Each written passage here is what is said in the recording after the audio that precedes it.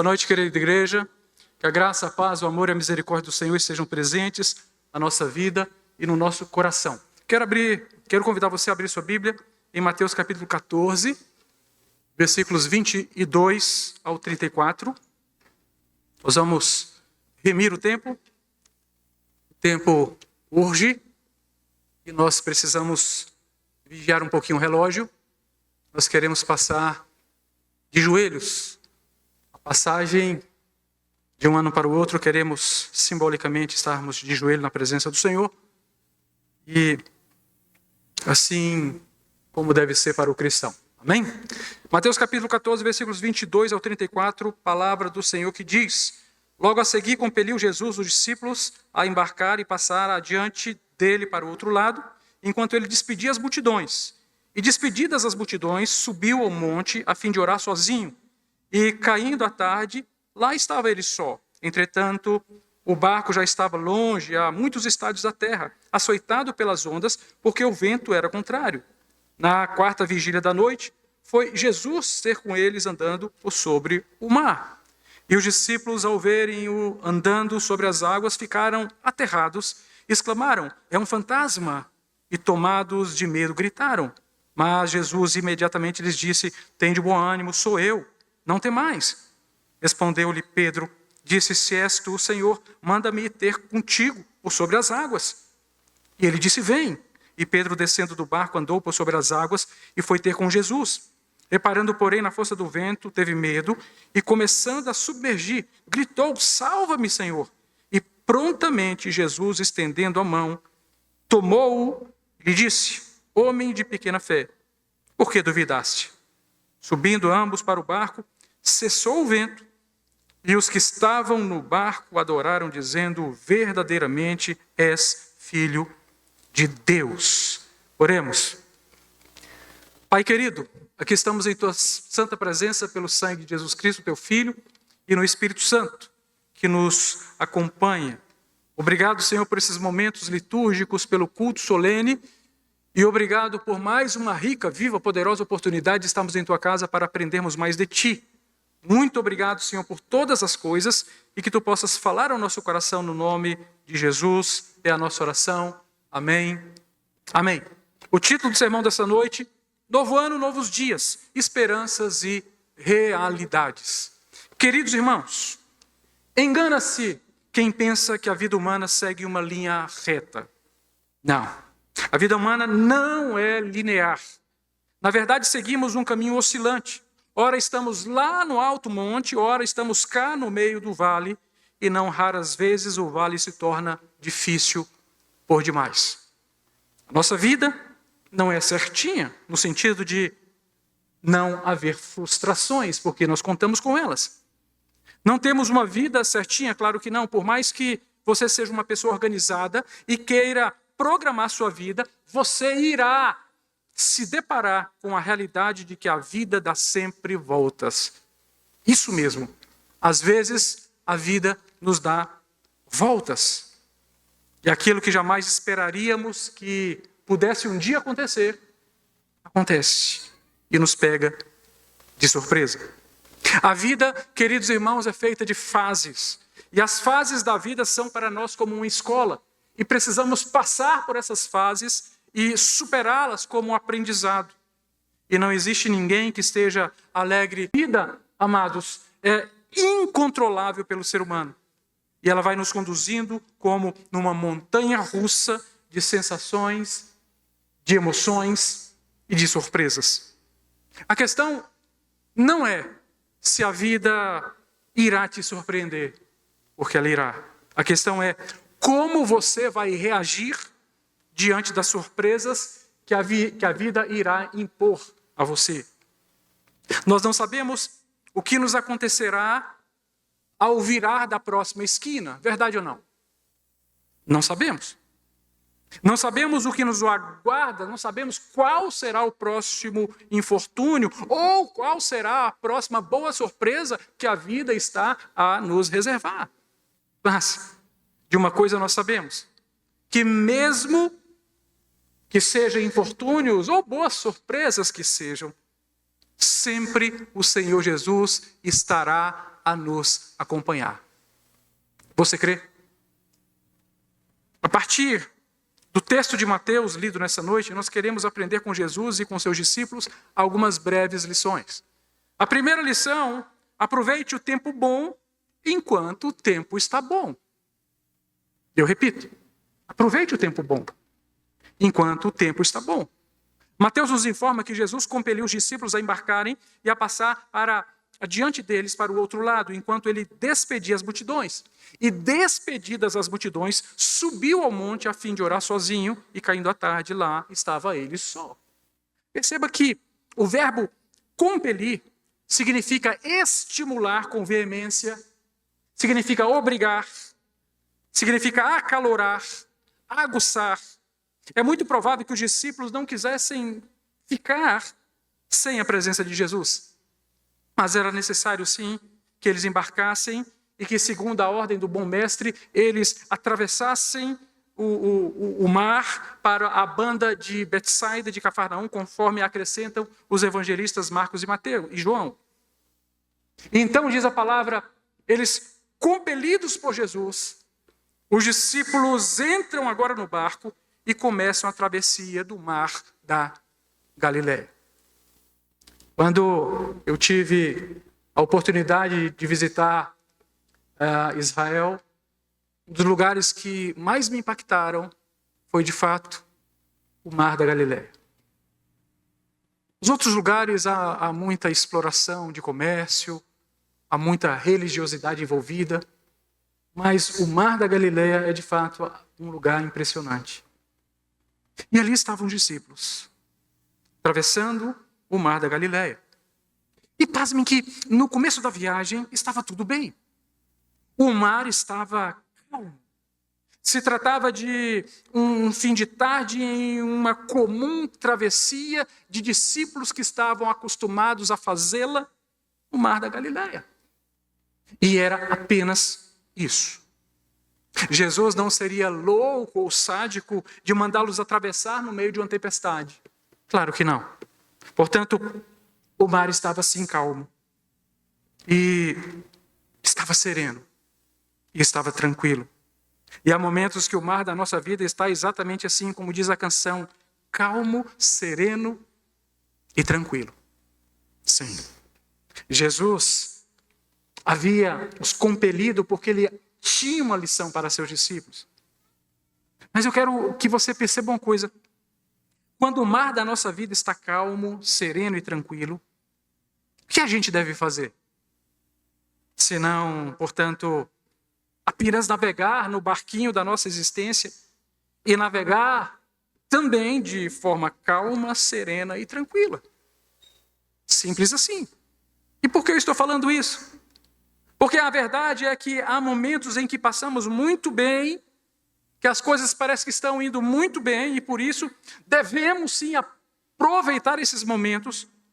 Quando a vida está leve, a melhor coisa que temos que fazer é aproveitar. Aproveitar. Eu te falo no nome de Jesus e na autoridade do Espírito Santo, querido, não acrescente peso à leveza da sua vida.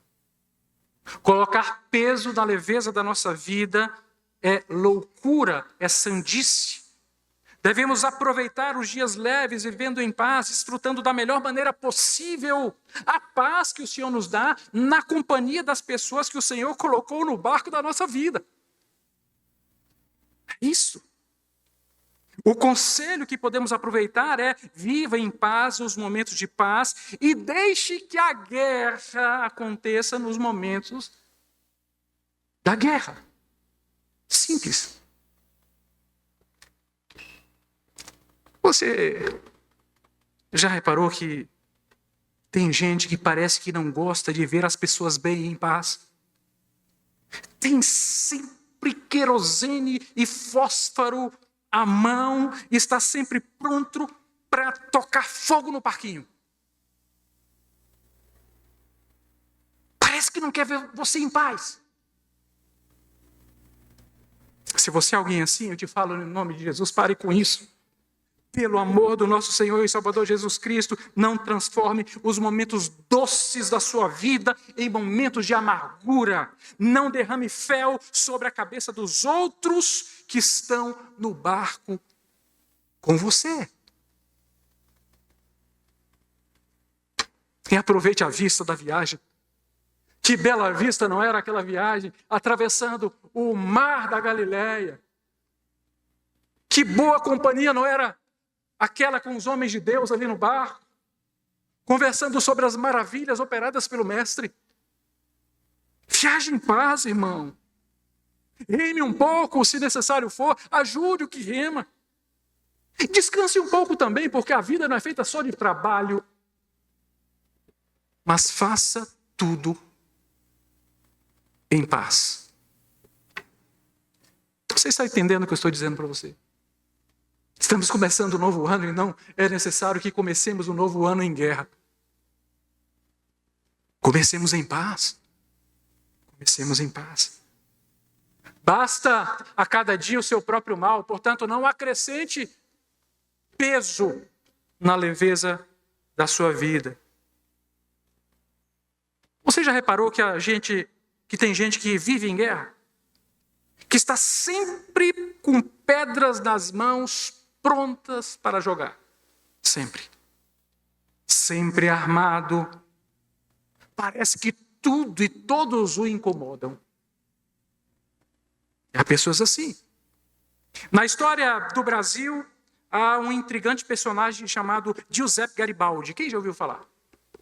Giuseppe Garibaldi foi um conhecido revolucionário italiano, que atuou no Brasil durante a Revolução Farroupilha, de 1835 a 1845. A Revolução Farroupilha foi um movimento separatista do sul do país, contra o Império. E ele, com sua esposa, que era outra pessoa que amava a guerra, Anita Garibaldi, ele liderou batalhas navais e participou da criação da República Juliana em Santa Catarina. Garibaldi liderou batalhas navais e participou intensamente da guerra. Ele se destacava por sua ousadia nas batalhas e por suas habilidades de guerra. E após sua passagem pelo Brasil, Garibaldi não se contentou com a paz. Ele continuou lutando outras causas libertárias na América do Sul e, posteriormente, lutou na Itália, na unificação do seu país. Porque Garibaldi amava a guerra. Porque Garibaldi se alegrava com a guerra. E ele gritava, é guerra! E partia para cima. Tem gente que parece que vive uma espécie de síndrome de Garibaldi. Sempre buscando guerra. Sempre adornando as mãos com armas ao invés de flores. Queridos, ouçam. Enquanto o mar estiver calmo na sua vida, aproveite. Relaxe.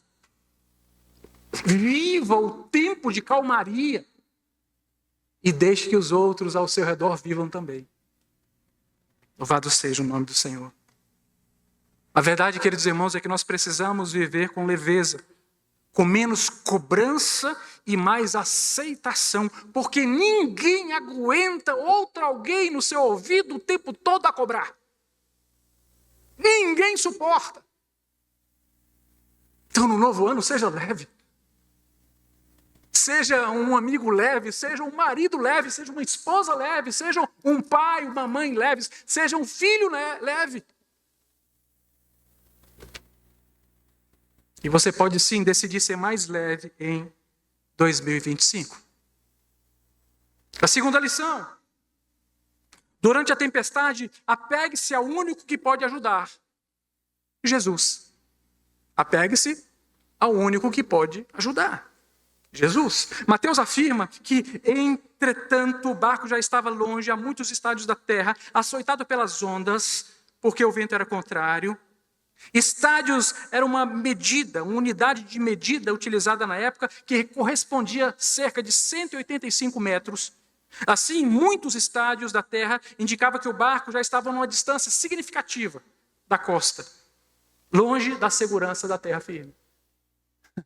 É justamente nesses momentos de instabilidade que a tempestade vem. Não é verdade? Foi exatamente em alto mar que as coisas pareciam ter perdido o controle. Queridos, há momentos na vida da gente que a tempestade chega. E o mais difícil dessa realidade é que nem sempre tempestades mandam recado. É que nem sempre tempestades avisam quando vêm. Simplesmente chegam. Chegam com força. Se há tempos de paz na vida da gente, também há tempos de guerra, tempos de crises. Tempos em que precisamos de muita coragem porque as coisas se descontrolam. E se nós não tivermos coragem e um coração sarado na presença do Senhor, podemos perder as estribeiras. Às vezes a nossa vida, queridos irmãos, parece que tudo conspira para dar errado ao mesmo tempo. Não é apenas um problema que surge, são vários problemas que surgem de uma única vez. Quem nunca? Quem nunca viveu isso? Não é apenas o pneu do carro que fura, é o motor que funde, é uma perda total do veículo, metaforicamente falando. É um problema atrás do outro. Nesses momentos difíceis, nem sempre há o que fazer. E a gente só vive no meio do problema e vive. A gente só enfrenta e passa pelo problema. Quantos problemas já vencemos na nossa vida? Olhe para esse ano que se finda. Quantas coisas superamos, coisas que eram difíceis por demais. E aqui chegamos nós. Não chegamos? Louvado seja o Senhor. O que não dá é para ficar lamentando, resmungando, como uma hiena risonha que não ri, só lamenta. A gente precisa enfrentar os problemas. Precisamos correr rapidamente e tentar contornar as forças e as condições adversas que se impõem na nossa caminhada. Assim. Mesmo que muitas vezes pouca força tenhamos. Ouçam. Quando a vida nos coloca frente a frente com o inesperado, quando a vida nos surpreende negativamente, precisamos ter calma para encarar a realidade dos fatos. Há problemas que não acrescentamos na agenda da nossa vida. Eles acontecem, simplesmente acontecem. E ignorá-los não fará com que desapareçam. Esconder a fatura do cartão não vai fazer com que a dívida desapareça. Portanto, enfrente os novos dias do novo ano que virá, porque não há alternativa que não seja enfrentá-los. Frente. Eu sei que Deus vai te abençoar. Quando a vida, queridos irmãos, nos dá sustos, precisamos buscar em Deus a recomposição, tomar um novo fôlego e seguir remando o barco da nossa história. Essa é a parte que nos cabe nesse latifúndio. Precisamos seguir remando contra a correnteza bravia do mar furioso que nos aperta. Mas temos uma certeza, a certeza que diz o Salmo 46, quando fala: Deus é o nosso refúgio e fortaleza, socorro bem presente nas tribulações. Portanto, não temeremos ainda que a terra se transtorne e os montes se abalem no seio dos mares, e ainda que as águas tumultuem e espumejem, e na sua fúria os montes estremeçam. Há um rio cujas águas alegram a cidade de Deus, o santuário das moradas do Altíssimo. Deus está no meio dela, jamais será abalada. Deus a ajudará desde a antemanhã. O que o salmista quer dizer com isso? Os salmistas, os filhos de Coré, estão dizendo que há momentos em nossa vida que a nossa vida se torna caótica, que parece que estamos no meio de um tsunami que quer nos tragar para as profundezas do mar. Mas o salmista diz que além do caos está a cidade de Deus que nunca se abala. E você sabe por que a cidade de Deus nunca se abala? Você sabe? Porque Deus nunca se abala. Ninguém consegue dar um susto em Deus. Não. Quando o exército de Faraó perseguia o povo de Israel na travessia do Mar Vermelho, o Senhor resolveu alvorotar o arraial dos egípcios. Ou seja, o Senhor deu um susto. Mas ninguém assusta Deus. Queridos, além do caos está a cidade que nunca se abala. Deus é o único que pode nos livrar do caos em que muitas vezes a nossa vida se transforma.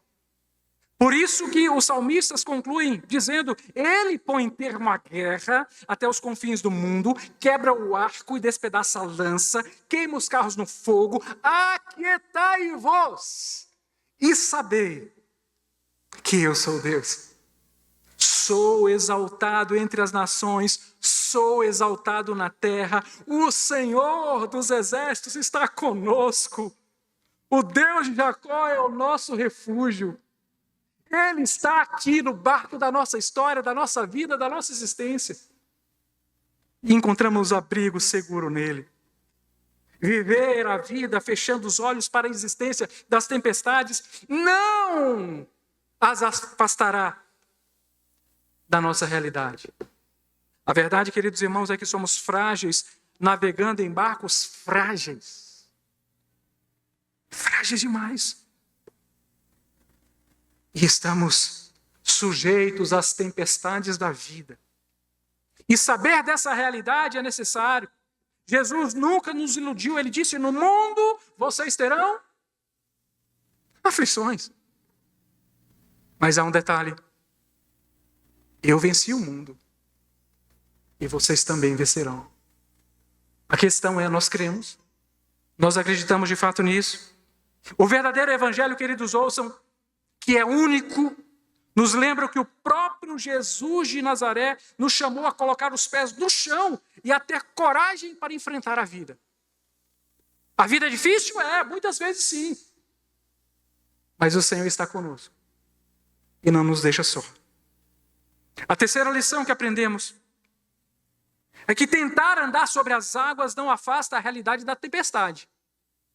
Tentar andar sobre as águas não afasta a realidade da tempestade. Não afasta. Talvez esse seja um dos textos mais conhecidos da Bíblia. O texto de Pedro andando sobre as águas ao encontro de Jesus em meio à tormenta. A força imagética desse texto é algo fenomenal. Percebe a imagem que ressalta na nossa mente? Mas engana-se quem pense que a proposta do Evangelho seja essa de viver uma vida extraordinária e sobrenatural de caminhar sobre as águas.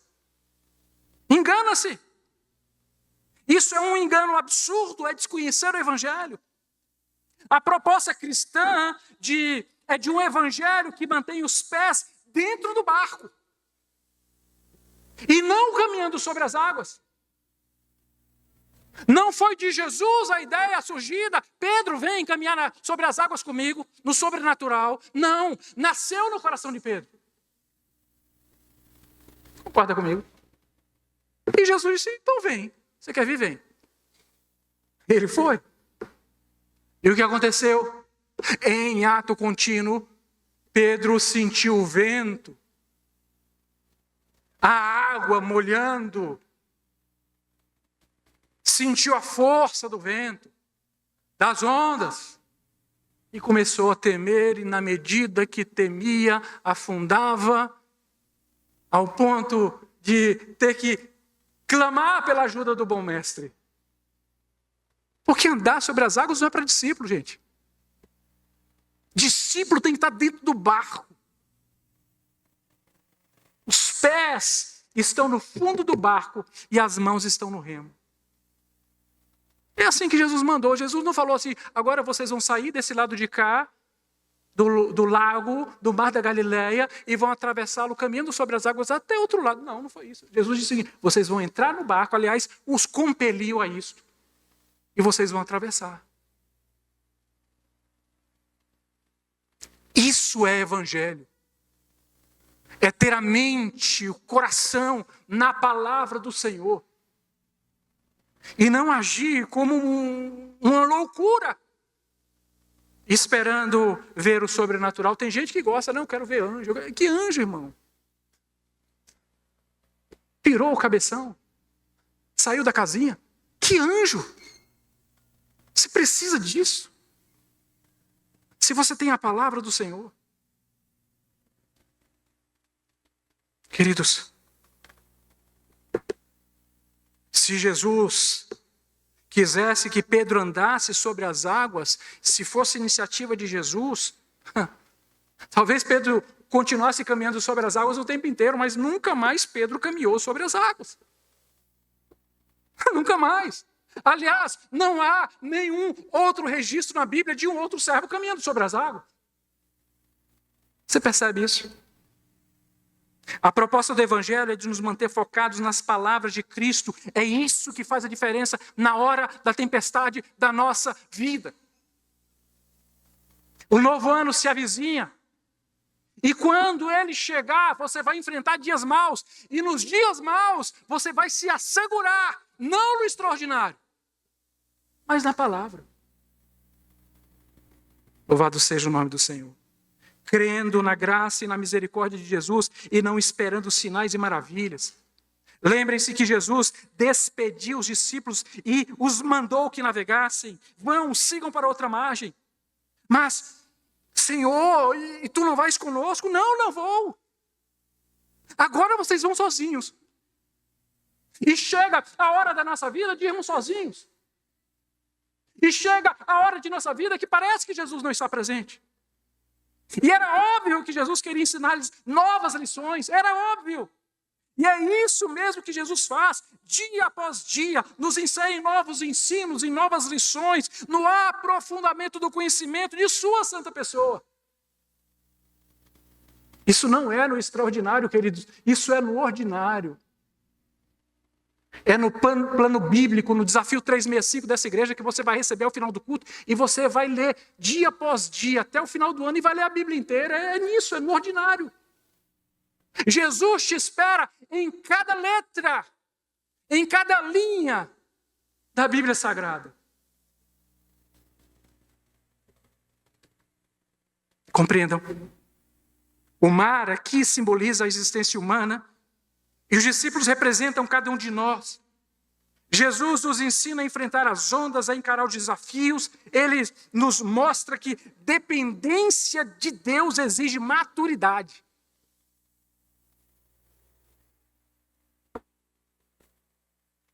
E assim, queridos irmãos, assim como pais querem que seus filhos cresçam e vivam de forma independente um dia, Deus nos convida a amadurecer na nossa fé e a navegar com coragem e sermos independentes. E vamos falar sobre isso. Sermos independentes. O que Jesus está dizendo é: toque a vida, entre no barco e navegue e saiba que nem sempre estarei aparentemente presente. Saiba que haverá momentos que parecerá ao seu coração que estarei ausente, mas só parecerá. Porque eu vou seguir você de uma ou de outra maneira. Há momentos, queridos irmãos, em que não vamos sentir aquele frio na espinha. Há momentos em que não ouviremos qualquer sussurro no ouvido. Precisamos viver o evangelho forte, fora dessa cultura epidérmica de um suposto evangelho de pele, sensitivo, de arrepios, de calafrios. No evangelho, o que vale é a palavra de Cristo. E em 2025 você tem essa convicção. Queridos, não vivam na ilusão de uma dependência doentia de Deus. Por que dependência doentia? Eu falo porque doentia, porque não passa de uma obsessão de querer escutar com clareza a voz de Deus em tudo que deve ser feito na vida, como se nós fôssemos bonecos, fantoches. Até para comprar um sapato eu preciso ouvir a voz do Espírito Santo. Como assim, irmão? Como? até para vestir a roupa eu peço auxílio do Espírito Santo. Como assim?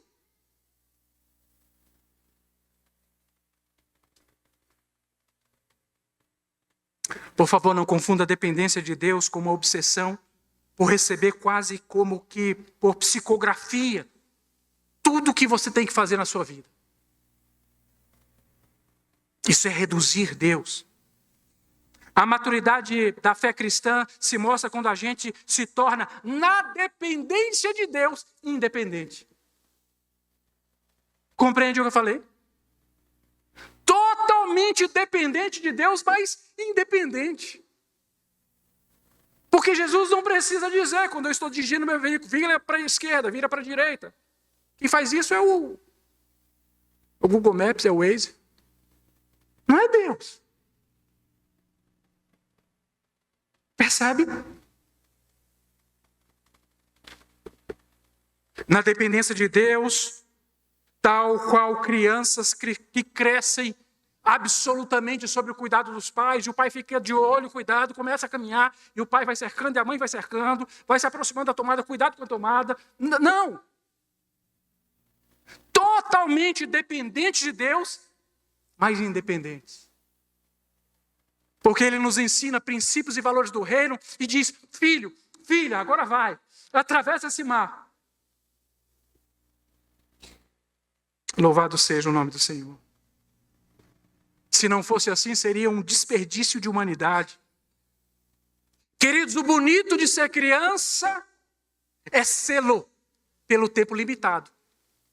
Já imaginou, o cidadão com 40 anos de idade é criança ainda? Como assim? É bonitinho a criança falar errado, não é? Bonitinho. Agora o sujeito com 50 anos de idade falando igual criança de 2, de 3 anos, não dá. Porque o bonito de ser criança no tempo limitado, para que depois ele assuma outras fases da vida e cresça.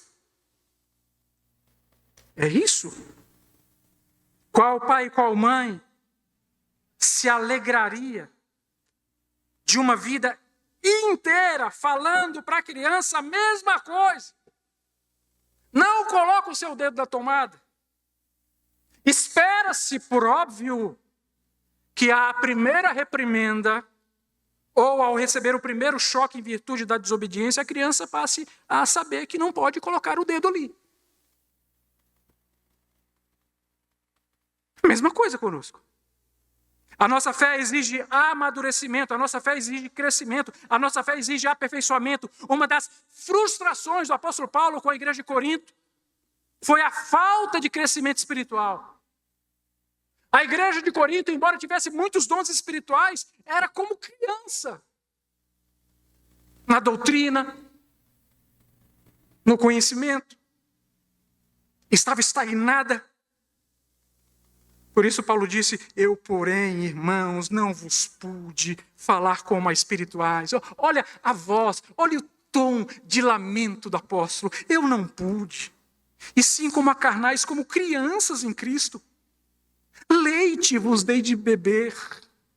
Não vos dei alimento sólido, porque ainda não podia suportá-lo. E nem ainda agora podeis. Porque ainda sois carnais, criancinhas.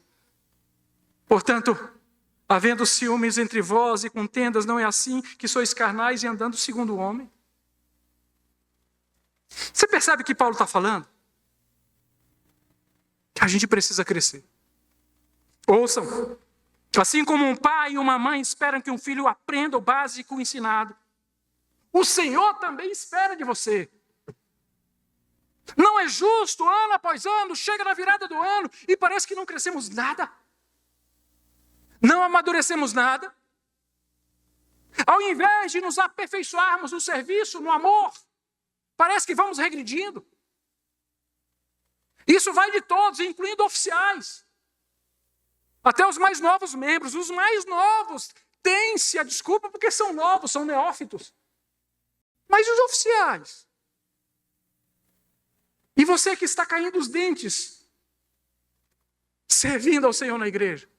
Que não muda, parece que a gente precisa voltar às mesmas coisas. Mas pastor, o dízimo é mesmo que o crente tem que dar? Não é possível que a gente tenha que voltar nessa mesma tecla. Mais um ano. Mais um ano a igreja enfrentando dificuldades e você retém aquilo que não é seu e você sabe que não é seu. Mas pastor, o dízimo é lei? Que lei? Quando Abraão entregou o dízimo a Melquisedeque, ele estava cumprindo lei. Que não fosse a lei do amor, da gratidão.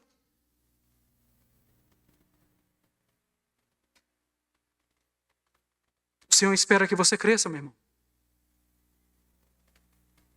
Por isso ele te pergunta, é sério que você vai continuar com os mesmos erros? Em 2025, que você teve em 2024, em 2023, em 2022, em 2021? Será? A fé cristã é uma fé de autonomia dentro da dependência saudável de Deus. Não significa que faremos o que quisermos fazer, não. Quem faz sem critérios, o que quer fazer, não é gente da fé, é outra gente. Não gente da fé.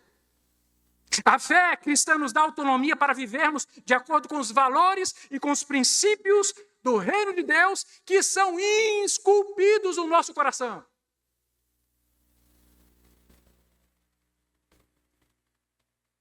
Enquanto Jesus diz para os discípulos, vão, sigam para outra margem.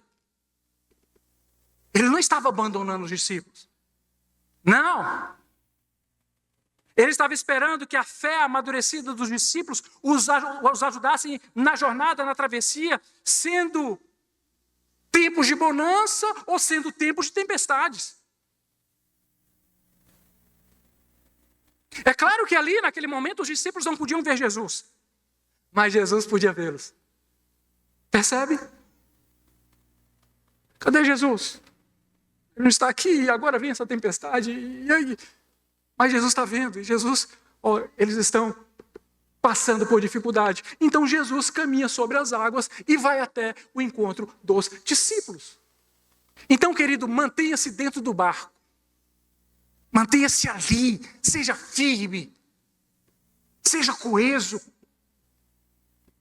Sirva ao Senhor de uma maneira que você até aqui ainda não serviu. Começa a tempestade e vou sair do barco. Então sai do barco. Tenta caminhar sobre as águas. Jesus chamou Pedro de homem de pequena fé. Eu não sei o que o Senhor me chamaria. Você teria a coragem de Pedro? Queridos irmãos,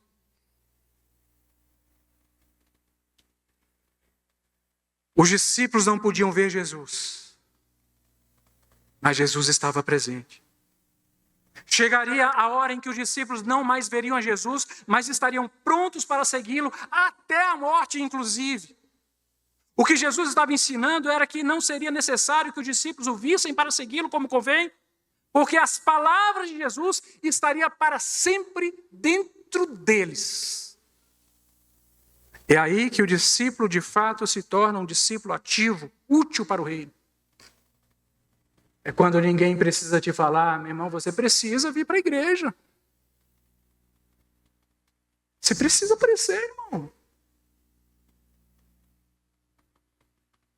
Nós só somos voluntários enquanto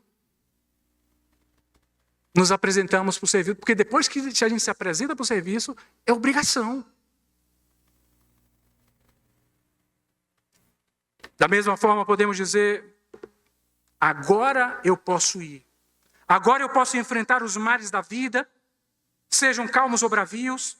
Eu não preciso mais ficar numa relação total de dependência esperando que Jesus esteja fisicamente dentro do meu barco para saber que Ele está cuidando de mim, porque eu sei que Ele está cuidando de mim.